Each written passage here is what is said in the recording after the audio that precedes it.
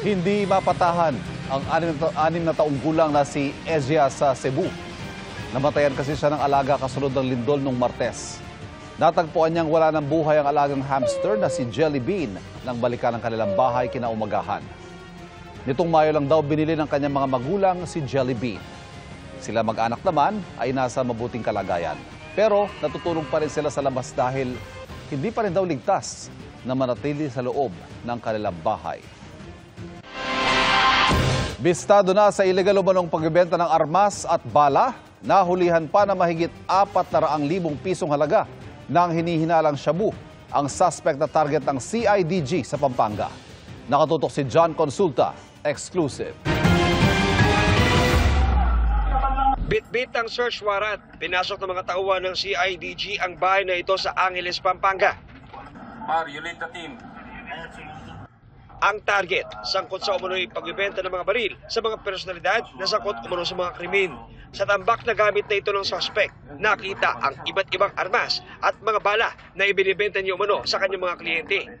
Sa operasyon na ito, nakakumpiska ang ating mga operatiba ng 2 caliber 45 na baril, isang caliber 9mm, isang granada, isang long rifle na airsoft, mga magazine at bala para sa caliber 45, caliber 38, caliber 40, 9mm at M16. Ikinagulat pa ng mga pulis nang madiskubre sa gamit ng mga suspect ang mga sachet ng hinihinalang shabu na nagkakahalaga ng 408,000 pesos. Napag-alaman natin na noong 2010 ay naaresto na rin siya sa kasong kidnapping.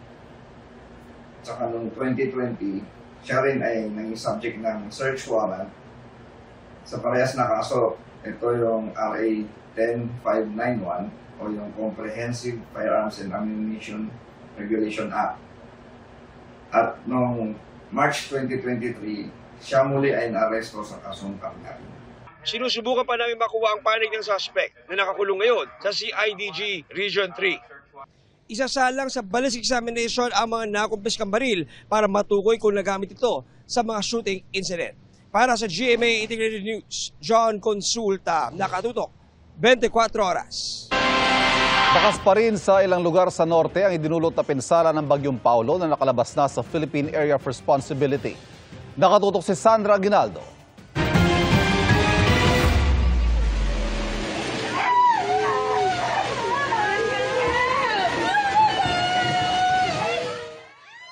Unti-unting tinangay ng rumaragas ang tubig sa ilog ang bahay na ito sa Santa Fe, Nueva Vizcaya.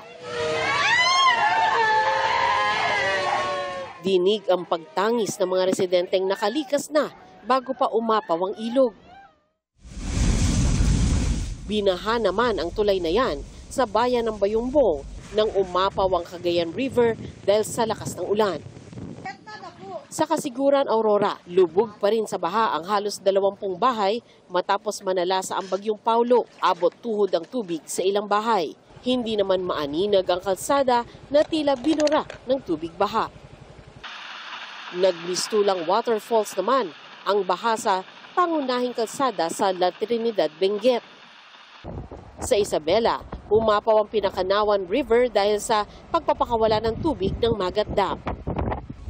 Itinambak naman sa kalsada ang sako-sakong basang palay ng mga magsasaka sa Cagayan.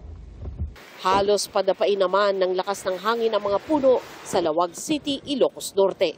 Para sa GMA Integrated News, Sandra Aguinaldo, nakatutok, 24 oras. May bagong bagyo, mga kapuso. Ito po yung naunang binantayang low pressure area sa labas ng Philippine Area of Responsibility. Huling namataan ng Pag-asa ang bagyo, 2,275 kilometers east-northeast ng extreme northern Luzon. Sabi ng Pag-asa, posible itong pumasok ng PAR sa mga susunod na araw. Samantala, wala nang direktang epekto sa bansa ang Bagyong Paulo na ngayon nasa labas na ng Philippine Area of Responsibility. Sa ngayon, southwest monsoon o habagat ang nagpapaulan sa Zambales, Bataan, Occidental Mindoro at Palawan. Localized thunderstorm naman ang nakaapekto sa Metro Manila at natitirang bahagi ng bansa. Base sa rainfall forecast ng Metro Weather, posible ang light to heavy rains bukas sa ilang bahagi ng Benguet, Zambales, Oriental Mindoro at Batangas. May tsansa namang makaranas ng light to intense rains ang malaking bahagi ng Visayas at Mindanao. Posible ring ulanin bukas sa Metro Manila. Tuloy ang pakikibaka para sa hustisya ng mga naulila na mga biktima ng extrajudicial killings. Ngayong araw inilagak ang mga abo ng 8 biktima sa dambana ng paghilom. Nakatutok si Bernadette Reyes. Kasi 18 lang po yan. Tsaka isa pa, wala siyang alam doon sa gagawin sa kanya. Pinagkamalan po. Hindi po siya talaga yung hinahanap. Ilang taon nang lumipas pero masakit pa rin daw kay Nanay Normita Romero ang pagkamatay ng anak na si Adrian.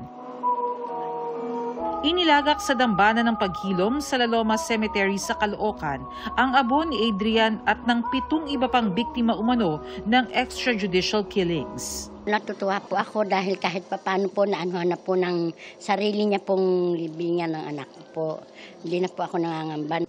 Mahigit 100 mga labi ng mga EJK victims ang narito ngayon sa dambana ng paghilom. Ayon sa mga pamilyang naulila, nakatutulong daw ito para sa kanilang payapang kalooban at patuloy na pakikipaglaban sa hustisya.